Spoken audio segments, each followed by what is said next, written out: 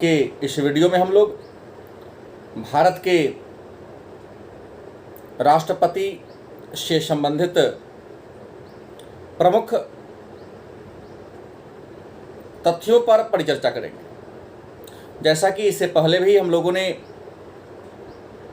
इससे पहले वाले वीडियो में हमने या भारत के राष्ट्रपति से संबंधित लेक्चर 1 में भी एक वीडियो बनाया था और उस वीडियो में हमने भारत के प्रथम राष्ट्रपति से लेकर भारत के 5वें राष्ट्रपति मतलब 5वें राष्ट्रपति नीलम संजीवा रेड्डी तक से संबंधित महत्वपूर्ण आंकड़ों पर परिचर्चा किया था। और इस वीडियो में हम लोग भारत के 6ठे राष्ट्रपति ज्ञानी जैल सिंह से लेकर 13वें राष्ट्रपति रामनाथ कोविंद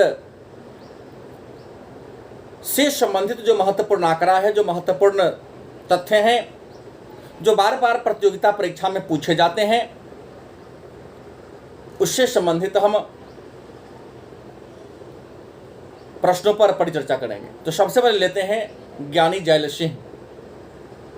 ज्ञानी जैल सिंह जो भारत के प्रथम सिख राष्ट्रपति थे, ये सिख धर्म से जुड़े हुए थे। मतलब आपसे कोई प्रश्न करता है कि भारत के पहले सिख राष्ट्रपति कौन थे, तो उत्तर होगा ज्ञानी जैल सिंह। ज्ञानी जैल सिंह के विरोध में उनका प्रतिद्वंदी HR खन्ना हुए थे। ज्ञानी जैल सिंह का प्रतिद्वंदी HR खन्ना थे।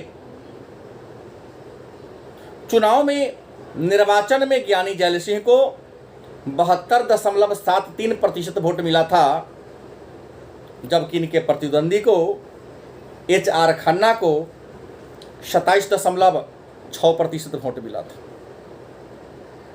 ज्ञानी जैल सिंह राष्ट्रपति बनने के पूर्व कई अलग अलग पदों पर काम किए थे। ज्ञानी जैल सिंह भारत के राष्ट्रपति बनने के पूर्व कई अलग अलग पदों पर काम किए थे, जैसे भारत के गृह मंत्री, पंजाब के मुख्यमंत्री, गुट निरपेक्ष आंदोलन के सेक्रेटरी, राज्यसभा के सदस्य। इसके अलावा ये भारतीय राष्ट्रीय कांग्रेस के भी सदस्य रह चुके थे।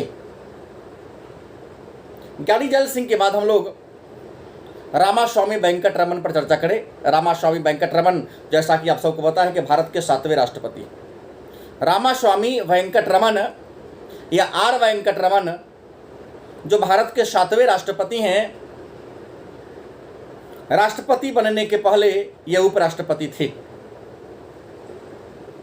रामास्वामी वेंकटरमन के प्रतिद्वंदी श्री कृष्णा अय्यर थे।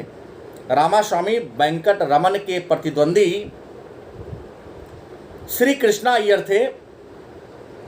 निर्वाचन में रामास्वामी वेंकटरमन को 72.29% वोट मिला था, जबकि इनके प्रतिद्वंदी को 27.1% वोट मिला था। रामास्वामी वेंकटरमन के बारे में बहुत ही रोचक बातें कि सबसे अधिक प्रधानमंत्री को शपथ ग्रहण दिलाने वाला राष्ट्रपति कौन था, तो R वेंकटरमन।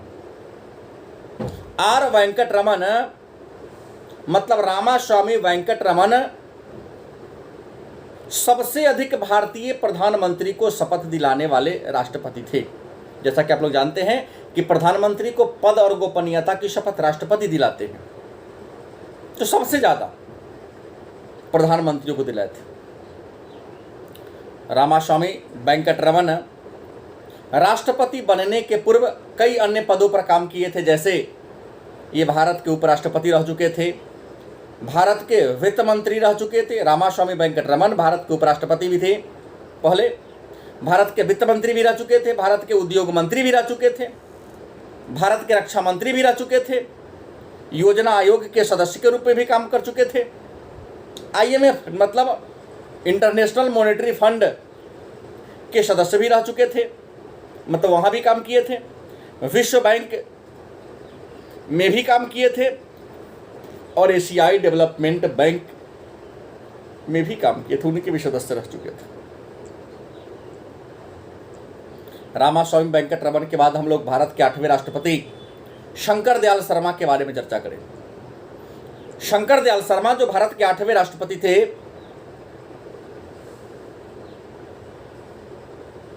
शंकर दयाल शर्मा भी राष्ट्रपति बनने से पहले भारत के उपराष्ट्रपति के पद पर काम कर चुके थे। शंकर दयाल शर्मा के प्रतिद्वंदी जॉर्ज स्वेल थे। शंकर दयाल शर्मा के प्रतिद्वंदी जॉर्ज स्वेल थे। शंकर दयाल शर्मा को निर्वाचन में, चुनाव में 65.86% वोट मिला था, जबकि इनके प्रतिद्वंदी को 33.21% वोट मिला था। शंकर दयाल शर्मा को living legend of law award of recognition दिया गया था। मतलब इनको अधिक विद्वता के कारण यह अवार्ड इनको मिला था। शंकर दयाल शर्मा भी राष्ट्रपति बनने के पहले कई अलग अलग पदों पर काम कर चुके थे। शंकर दयाल शर्मा भी राष्ट्रपति बनने के पूर्व कई अलग अलग पदों पर काम कर चुके थे। जैसे यह भारत के उपराष्ट्रपति भी रह चुके थे, भारत के सूचना मंत्री के पद पर काम कर चुके थे, आंध्र प्रदेश के गवर्नर भी रह चुके थे, बम्बई जिसको आज महाराष्ट्र कहते हैं, बम्बई के गवर्नर भी रह चुके थे, पंजाब के गवर्नर भी रह चुके थे, चंडीगढ़ के प्रशासक भी रह चुके थे और भारतीय राष्ट्रीय कांग्रेस के अध्यक्ष के रूप में भी काम किए थे। तो ये इतने सारे अलग अलग पदों पर काम किए थे। यहाँ से कई बार प्रश्न पूछा जाता है प्रतियोगिता परीक्षाओं में। भारत के 9वें राष्ट्रपति KR नारायणन के बारे में जाने। KR नारायणन जो भारत के 9वें राष्ट्रपति थे। KR नारायणन भारत के पहले दलित राष्ट्रपति थे। मतलब KR नारायणन से पहले कोई दलित भारत के राष्ट्रपति के पद तक नहीं पहुंचे थे। तो राष्ट्रपति बनने वाला भारत का पहला दलित KR नारायणन थे। KR नारायणन के प्रतिद्वंदी TN शेषन थे, जो निर्वाचन मुख्य चुनाव आयुक्त रह चुके हैं। TN शेषन KR नारायणन के विरोध में खड़े हुए थे। KR नारायणन को 94.97% वोट मिला था, जबकि इनके प्रतिद्वंदी TN शेषन को 5.07% वोट मिला था। KR नारायणन सर्वाधिक उम्र के राष्ट्रपति थे। आपसे प्रश्न पूछे कि सबसे अधिक उम्र में राष्ट्रपति बनने वाले भारतीय कौन थे, तो आपका उत्तर होगा KR नारायणन। KR नारायणन लोकसभा का मतदान कराने वाले और राज्य विधानसभा को संबोधित करने वाले भारत के पहले राष्ट्रपति थे। KR नारायणन भी राष्ट्रपति बनने से पूर्व कई अलग अलग पदों पर काम किए थे। जैसे KR नारायणन राष्ट्रपति बनने से पूर्व उपराष्ट्रपति थे। JNU मतलब जवाहरलाल नेहरू यूनिवर्सिटी जो दिल्ली में है, JNU के उपकुलपति थे। इसके अलावे थाईलैंड, टर्की, चीन, जापान, अमेरिका और इंग्लैंड में राजदूत रह चुके थे। अगला 10वें राष्ट्रपति की बात कर लें। डॉक्टर APJ अब्दुल कलाम। डॉक्टर APJ अब्दुल कलाम जो भारत के 10वें राष्ट्रपति थे। यह वैज्ञानिक राष्ट्रपति थे, अर्थात डॉक्टर APJ अब्दुल कलाम भारत के राष्ट्रपति बनने के पूर्व साइंटिस्ट, वैज्ञानिक थे। डॉक्टर APJ अब्दुल कलाम के प्रतिद्वंदी लक्ष्मी सहगल थी, एक महिला थी, डॉक्टर लक्ष्मी सहगल थी। APJ अब्दुल कलाम को 89.58% वोट मिला था, जबकि इनके प्रतिद्वंदी लक्ष्मी सहगल को 10.42% वोट मिला था। APJ अब्दुल कलाम को मिसाइल मैन कहा जाता है और APJ अब्दुल कलाम सर्वाधिक मतों से जीतने वाले राष्ट्रपति थे। डॉक्टर APJ अब्दुल कलाम सर्वाधिक मतों से जीतने वाले राष्ट्रपति थे। डॉक्टर APJ अब्दुल कलाम को pupil president doctor APJ Abdul Kalam को पुपिल प्रेसिडेंट के नाम से जाना जाता है। और डॉक्टर एपीजे अब्दुल कलाम की खासियत है कि प्रधानमंत्री के मुख्य वैज्ञानिक सलाहकार रह चुके हैं। राष्ट्रपति बनने के पूर्व एपीजे अब्दुल कलाम प्रधानमंत्री के मुख्य वैज्ञानिक सलाहकार रह चुके हैं और एपीजे अब्दुल कलाम को पद्म भूषण, पद्म विभूषण और भारत रत्न तीनों सम्मान मिल चुका था। उसके बाद भारत के 11वें राष्ट्रपति प्रतिभा देवी सिंह पाटिल की बात करें। प्रतिभा देवी सिंह पाटिल जो भारत की 11वें राष्ट्रपति थी। प्रतिभा देवी सिंह पाटिल भारत की प्रथम महिला राष्ट्रपति। प्रतिभा देवी सिंह पाटिल के प्रतिद्वंदी बीएस शेखावत थे। प्रतिभा पाटिल को चुनाव में 65.52% वोट मिला था और इनके प्रतिद्वंदी को 34.17% वोट मिला था। एक बड़ा ही रोचक बात है, शायद आप नहीं जानते हैं कि प्रतिभा पाटिल टेनिस की खिलाड़ी थी। प्रतिभा पाटिल टेनिस की खिलाड़ी थी। प्रतिभा पाटिल को मैक्सिको का सर्वोच्च सम्मान, नागरिक सम्मान दिया गया था और सुखोई विमान उड़ाने वाली भारत की पहली राष्ट्रपति, महिला राष्ट्रपति, सुखोई विमान उड़ाने वाली भारत की पहली महिला राष्ट्रपति प्रतिभा पाटिल ही थी। प्रतिभा पाटिल राष्ट्रपति बनने के पूर्व राजस्थान की राज्यपाल थी और एक विशेष बात, राजस्थान की प्रथम महिला राज्यपाल प्रतिभा पाटिल ही थी। इसके अलावा कांग्रेस की सदस्य भी थी और राज्यसभा के उपसभापति भी थी। बात करते हैं भारत के 12वें राष्ट्रपति प्रणब मुखर्जी के बारे में। भारत के 12वें राष्ट्रपति प्रणब मुखर्जी, मतलब प्रणब मुखर्जी भारत के 12वें राष्ट्रपति। प्रणब मुखर्जी के प्रतिद्वंदी पीए संगमा थे। प्रणब मुखर्जी के प्रतिद्वंदी पीए संगमा थे।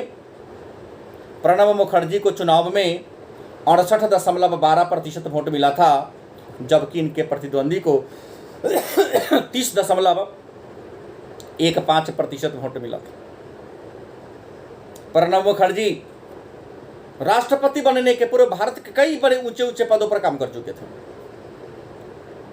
मतलब सर्वाधिक पदों पर काम कर चुके थे। जैसे प्रणब मुखर्जी के बारे में जान ले, यह भारत के वित्त मंत्री भी रह चुके थे, विदेश मंत्री भी रह चुके थे, रक्षा मंत्री भी रह चुके थे, योजना आयोग के उपाध्यक्ष भी रह चुके थे, आरबीआई के गवर्नर भी रह चुके थे, एमपी मतलब लोकसभा के सदस्य भी थे, ये राज्यसभा के सदस्य भी रह चुके थे, भारतीय राष्ट्रीय कांग्रेस के सदस्य भी रह चुके थे।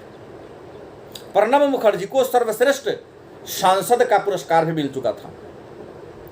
प्रणब मुखर्जी को पद्म विभूषण और भारत रत्न का सम्मान भी मिला। लेकिन एक विशेष बात है कि मरणोपरांत भारत के अभी तक जितने राष्ट्रपति हुए हैं उन सब में मरणोपरांत राष्ट्रपति भारत रत्न पुरस्कार प्राप्त करने वाले राष्ट्रपति प्रणब मुखर्जी।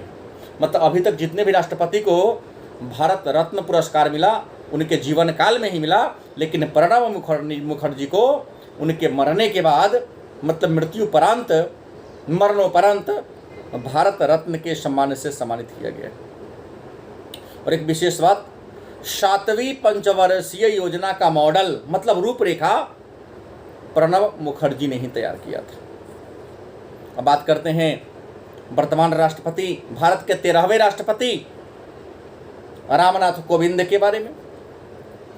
भारत के 13वें राष्ट्रपति रामनाथ कोविंद के बारे में बात करते हैं। रामनाथ कोविंद भारत के दूसरे दलित राष्ट्रपति। रामनाथ कोविंद भारत के दूसरे दलित राष्ट्रपति हैं और रामनाथ कोविंद का संबंध भारतीय जनता पार्टी से है। मतलब अभी तक जितने भी राष्ट्रपति बने उसमें 2 को छोड़ दिया जाए तो बाकी सभी कांग्रेस से ही संबंधित थे। लेकिन रामनाथ कोविंद, इनका संबंध भारतीय जनता पार्टी से है।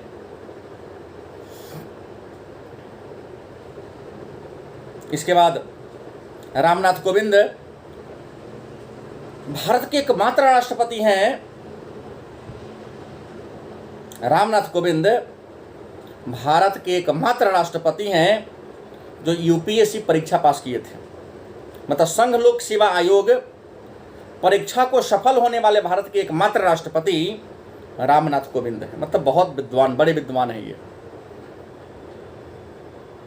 रामनाथ कोविंद जनता पार्टी की प्रधानमंत्री मोरारजी देसाई के बारे में सुने होंगे, वो जनता पार्टी से संबंधित हैं।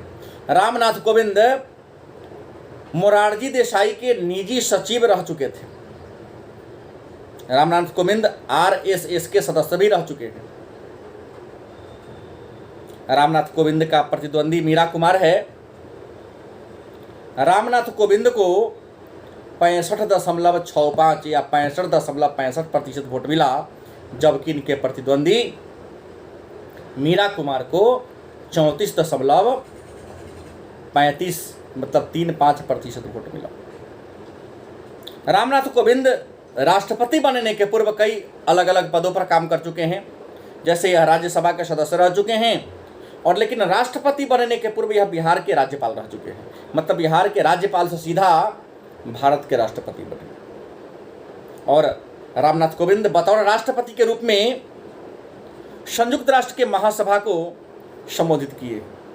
इसके अलावा रामनाथ कोविंद को कई देशों का सर्वोच्च सम्मान भी प्राप्त हो चुका है। जैसे रामनाथ कोविंद को Madagascar, Guyana, Croatia, Bolivia, Swaziland और गिनी का सर्वोच्च नागरिक सम्मान मिल चुका है। तो ये रहा भारत के अभी तक 2 लेक्चर में हमने 2 वीडियो बनाया है। भारत के अभी तक 13 राष्ट्रपति हुए हैं। उन 13 राष्ट्रपति से जुड़े कुछ महत्वपूर्ण और रोचक बात आप लोग निश्चित तौर पे इसको लिख लेंगे, याद कर लेंगे। अच्छा लगे तो इस बात की जानकारी अपने मित्र को देंगे, ताकि वह भी इसको सुनकर आगामी प्रतियोगिता परीक्षा में लाभ उठा सके। धन्यवाद।